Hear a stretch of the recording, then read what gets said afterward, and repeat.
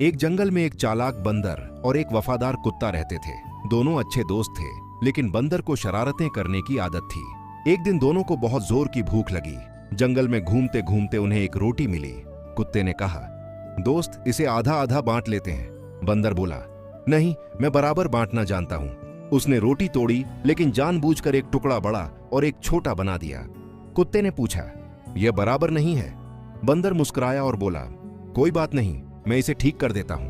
वह बड़े टुकड़े में से थोड़ा सा खा गया, फिर बोला, अब दूसरा बड़ा है, और दूसरे टुकड़े में से भी खा लिया। ऐसे करते करते बंदर ने पूरी रोटी खा ली। कुत्ता चुपचाप यह सब देखता रहा। थोड़ी देर बाद बंदर को पेट दर्द होने लगा। कुत्ते ने कहा, लालच का यही नतीजा होता है। अगर ईमानदारी से बांटते तो दोनों खुश रहते।